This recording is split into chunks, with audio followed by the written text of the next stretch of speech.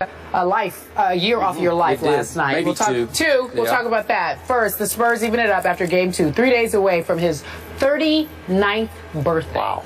Tim Duncan led the way with 28 points and 11 rebounds. The San Antonio Spurs outlasted the Clippers 111-107 in overtime. Now at a game apiece, the Spurs have the home court advantage as the series heads back to San Antonio for the next 2. Tim Duncan again came up big in Greg Popovich's 150th career playoff victory for the Spurs. Popovich on Duncan. Tonight, he was spectacular. He continues to amaze me in the things that he's able to do. He's just a really committed, competitive guy.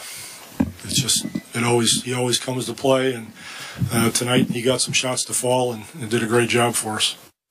He did a great job is right. Skip Bayless. I know, right? How surprised were you by Timmy and the Spurs last night? Stephen A. Smith, I was pleasantly shocked by what I witnessed last night at Staples Center via TV. I wasn't there. You'll probably be there soon, but I wasn't. Okay. With Tony Parker limping around and stalling my Spurs offense with his bad Achilles, and we will address that going forward, and Tiago Splitter managing only 19 minutes, shaky minutes, on his bad calf, I did not think my Spurs could survive last night in Los Angeles, California. But shock number 1. Tim Duncan had 3 of the best shooting quarters of his Hall of Fame playoff career. 3 of the best shooting quarters, because in the first 3, he went 11 for 14 for 22 points. Where did that come from, Tim? Thank you very much, and thank you, God, for that. But shock number 2, in the fourth quarter, by his own admission, Tim Duncan played the worst fourth quarter of his career. That's what he called it, the worst fourth quarter of his career. And I'm just throwing up my hands. What are you doing? What's wrong with you? Where did you go? Well, he did play 44 minutes, so maybe he just ran out of gas at almost age 39. And all of a sudden, Tim Duncan became the biggest reason that the Clippers climbed back into the game. Now, I will be the first to admit to you, I was very fortunate. You could call me lucky that Blake Griffin dribbled into a turnover up 2 with 11 seconds to go. But I will remind you, that is not uncharacteristic of Blake Griffin. Did not shock me to the least. And number 2, I will be the first to admit to you, I was extremely fortunate that Chris Paul missed the biggest shot of his career to win the basketball game at the buzzer in regulation from 19 feet over Tim Duncan. If that goes in, Spurs are down 0-2. I'm probably going home pretty quickly here. But if I may say so myself, I do know my San Antonio Spurs, because just before tip-off, I tweeted that the X factor, my only hope in the game, was going to be Patty Mills. Thank you, Patty Mills, for saving the Spurs season. Stephen A. Smith, I don't know what would have happened, because Pop was ride or die with poor Tony Parker shell of himself, and with 5:20 left in the game, Tony Parker said, I just can't go anymore. He pulled himself out of the game and walked to the locker room, or limped to the locker room. And Patty Mills, down the stretch, he makes 2 of the biggest clutch free throws you will ever see a San Antonio Spur make to tie the game at the end of regulation. He has become the clutchest Spur. He has become the closer for the Spurs. And then in overtime, he scores 8 of his 18 points. Thank you, Patty. No Tony, no problem, at least for last night in Game 2. The stage is yours. Well, you've pretty much covered the gamut of your San Antonio Spurs. Allow me to touch on the Los Angeles Clippers for a second. I would like to hear your take on that. It's interesting, because, see, these are the kind of moments that let you that gives credence and rise to speculation that they just have a missing piece. Okay. This is not a team that's choking. This is not a team that's not playing up to potential. This is a team that doesn't have a piece, and that piece is a legitimate number 3. A number 3 forward. I like Matt Barnes. I really, really do. Yeah. Off the bench, that is. All right? You can't have your starting small forward shooting 1 to 10 from the field. You knew Kawhi Leonard was going to show up last night, and he did. He had 23 points. He played a pretty good game. You look at Tim Duncan, he absolutely was sensational, or with the exception of the fourth quarter. He was exceptional, and Patty Mills was Patty Mills. There's no question about it. The Spurs came out, and they understood this is a team that has never fallen down. They don't fall down 0-2. No. it just does not happen to them. They're going to make sure that they fight, hook, line, and sinker. So the reality is that they showed up last night. We get all of that. Blake Griffin, big-time game, really solidifying his status as a star in this league, but had a crucial turnover for the end of regulation. Really, really cost this team. That is undeniable. Chris Paul played a solid game. 43 minutes, only 3 turnovers. He did. He played 21 really and well. 7. I agree. 8. This guy, I mean, listen, I'm with 8 you. rebounds, 7 assists. All right, just 3 turnovers in 43 minutes. Chris Paul was special, no doubt about it. He was. And of course, you've got a situation right here where you have a DeAndre Jordan, 6 for 17 shooting from the free throw line. That's 11 free throws this man missed. And so when you look at that, Matt Barnes, 1 of 10 from the field. Jamal Crawford, 4 of 13 and 1 of 7 from three-point range. The Clippers, after shooting 55% in the first game, what did they shoot? 31% this time around, 9 for 29 from three-point range. And, of course, DeAndre Jordan, your free throws. These are the things that you worry about with the Clippers. How much are they going to rely on the 3 and whether or not it's working for them? Can DeAndre Jordan hit free throws? He missed 11, only made 6, okay?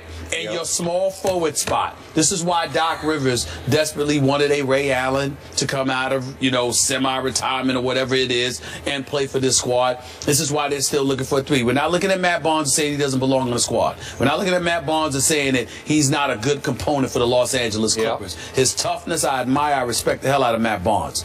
But your starting 3 in 35 minutes has to give you better than 4 points on 1 of 10 shooting from the field. You just have to have that. They didn't have that last night against the reigning defending world champions. That's not going to cut it. I agree. But with all of that being said, Tiago Splitter still doesn't look like himself. He doesn't. Tony Parker definitely is not himself. And that really depletes your bench because you're going to need Patty Mills to come off the bench and do something. You might need him to start. That's what I'm saying. You're going to need him. That's what I'm talking about. So now you got to dig into your bench. You're looking at a Patty Mills, a Manu Ginobili, and a Boris Diaw to be even that much more essential to this team's success. And once you use them up, who do you have? So depth is a huge, huge issue for these aging San Antonio Spurs right now. Okay, let me take your Clippers points in order. Blake Griffin.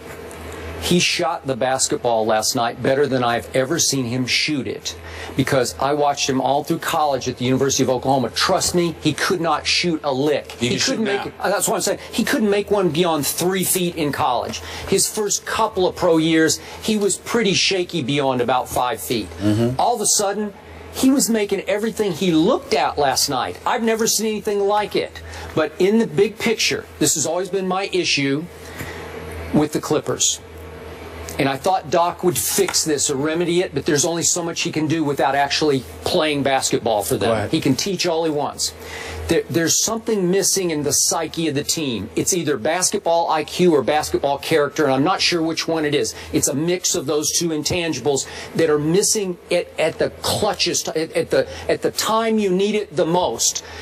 Blake Griffin can play a little out of control. He didn't play out of control much at all last night. He had the offensive foul, but again, obviously in that situation, if he just merely hangs on to the basketball and passes it to somebody else, they just might have won the game. I mean, the clock's going to tick down to nothing. You're talking about basketball IQ or basketball character. I'm saying it's neither scenario. It's personnel. And the reason why I say it's personnel, it's because when you don't have that guy, like for example, if you look at this, every situation that Chris Paul has been into, or that the Clippers have been into with the game on the line, you see Chris Paul ultimately finding himself launching a perimeter shot, and it's usually over a significantly taller defender. You know, you had Kawhi Leonard on them. There was a pick set for him, like Doc Rivers was employing them to do. Set picks, move the basketball, etc. They picked off the Kawhi Leonard. Tim Duncan switched off on Chris Paul. He did. Tim Duncan has a 10-inch height advantage. I know. He was a little late. He closed out on it. I know. Out on it, but you still have a 10-inch height advantage. You got to shoot over that. That's a tough spot to be put in. I have seen him make those shots before. And I've seen him miss them. So my point to you is that when I look at a Blake Griffin, he's your X factor. The problem is usually when they're getting Blake Griffin the ball, it's usually away from the basket. Yeah. And I don't.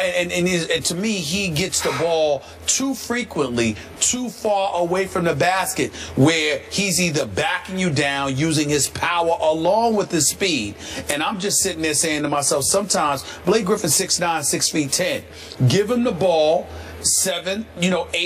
8 feet and in from the basket, and let him take it to you that way. They don't do that enough. They did it quite a bit. Well, I'm talking about rooting for the Spurs. I'm saying, come on, somebody. I'm talking about when it counts. Yeah. When it counts, he usually finds himself with the ball away from the basket, and that's the problem. And the reason why that happens is because everybody's able to suffocate and lock down, because only 1 or 2 dudes are going to be able to do it for you, in Chris Paul or Blake Griffin. My opinion is that Jamal Crawford should be somebody that's handed the ball in late game situations. They may have to focus on that. I'm with you. Last quick point. Sure. Hack a Jordan, and I don't mean hack a Michael Jordan. I'm talking about hacking this Jordan, DeAndre. I hate the strategy. I'm ashamed of it. It embarrasses me, but it worked again. Popovich will apologize for it game after game. I'm sorry. I don't like it, but the rules allow me to do this, and I'm going to take advantage of every little loophole I can in the rules. They have got to fix it. They got to close the loophole. I don't have a great way to close the loophole. You could do a time frame where after X time you can't intentionally foul. Right. I don't know, but this was shameful to watch. Yet, it worked. It saved the day. And for the Spurs, Popovich on Duncan. Tonight, he was spectacular. He continues to amaze me in the things that he's able to do. He's just a really committed, competitive guy. A year off your life last night. Maybe we'll talk We'll talk about that. First, the Spurs even it up after game 2, 3 days away from his 39th birthday. Wow. Tim Duncan led the way with 28 points and 11 rebounds. The San Antonio Spurs outlasted the Clippers. Stephen A. Smith, I was pleasantly shocked by what I witnessed last night at Staples Center via TV. I wasn't there. You'll probably be there soon, but I wasn't. Okay. With Tony Parker limping around. 111-107 in overtime.